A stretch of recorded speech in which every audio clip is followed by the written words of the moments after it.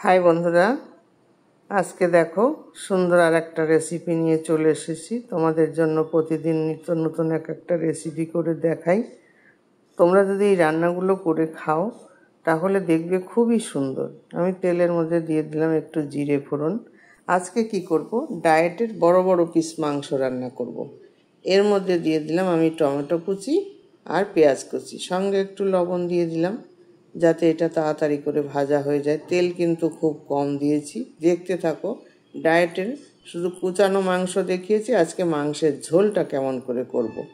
তোমরা এইভাবে করে খাবে, কেউ মোটা হবে না। আমার কথা শুনে করে খাও। যারা মোটা আছো আমার এই ডায়েটের রান্নাগুলো ফলো করো, করে তোমরা এইভাবে রান্না করে খাও। আর ভাত একদম খাবে না। এবার মাংস ধুয়ে রাখা মাংসগুলো দিয়ে দিলাম। পেঁয়াজটা একটু অল্প নাড়াচাড়া করে, খুব বেশি নাড়াচাড়া করিনি। এবার মাংসটার মধ্যে দিয়ে নাড়াচাড়া করছি ভালো করে। তেল তো দেখেই নিয়েছো, 1 চামচ তেল দিয়েছি, আর বরাদ্দই হলো 1 চামচ তেল।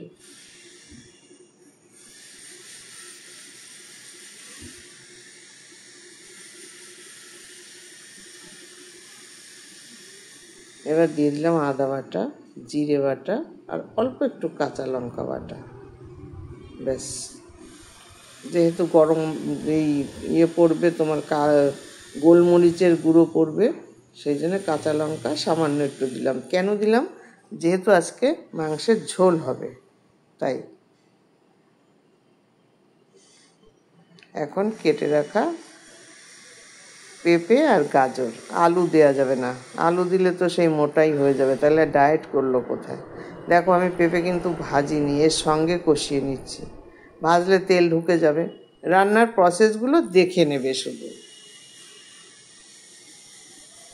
এখন আমি এর মধ্যে দিয়ে দেবো একটু হলুদ গুঁড়ো, পরিমাণ মতো লবণ দিয়ে দিলাম, আর দিয়ে দিলাম এখন থেতো করে রাখা রসুনগুলো। আমি এর আগে কিন্তু দেইনি। এই রসুনটা পুড়ে গেলে গন্ধটা থাকবে না। এবার একসঙ্গে একটু ঢেকে দিলাম। দেখো জল বেরিয়ে গেছে।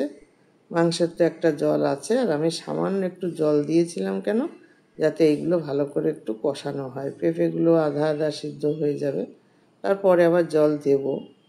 এবার একটু কাশ্মীরি লঙ্কার গুঁড়ো দিয়ে দিলাম, ঝাল লঙ্কা না, কাশ্মীরি লঙ্কা। এখন দিলাম গোলমরিচের গুঁড়ো। এটাও পরিমাণ মতো তোমরা দেবে, যে যেটুকু ঝাল পছন্দ করো সেইভাবেই তোমরা দেবে। ওদিকে বাটিতে দেখতে পাচ্ছ আজকে আমি কিনোভা, এবার টক দই, এই টক দইটা ভালো করে ফেটিয়ে নিচ্ছি। 1 চামচ এর মধ্যে দিয়ে দেবো।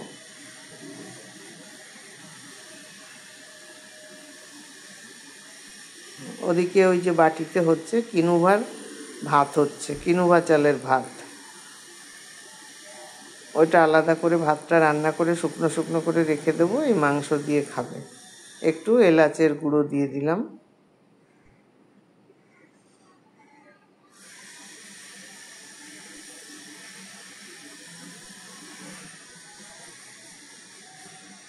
দিয়ে ঢাকা দিয়ে দিলাম। দেখো কত সুন্দর কষানো হয়ে গেছে আমার, মাংসগুলোও সিদ্ধ হয়ে এসছে, পেঁপেও সব অর্ধেক অর্ধেক সিদ্ধ হয়ে গেছে। এখন আমি পরিমাণ মতো জল দিয়ে দেবো, যাতে এগুলো ভালো করে সিদ্ধ হয়ে একটা ঝোল থাকবে সেই মতো। আর লাগবে না। আবার ঢাকা দিয়ে দিলাম। এবার ফিরে আসব।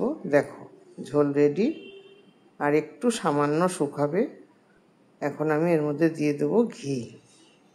1 চামচ ঘি বরাদ্দ আছে, 1 চামচও নেই, ওর মধ্যে যা আছে সেইটুকু আমি দিয়ে দিলাম। 1 চামচ তেল, 1 চামচ ঘি প্রতিদিন খেতে বলেছে ডায়েটিশিয়ান।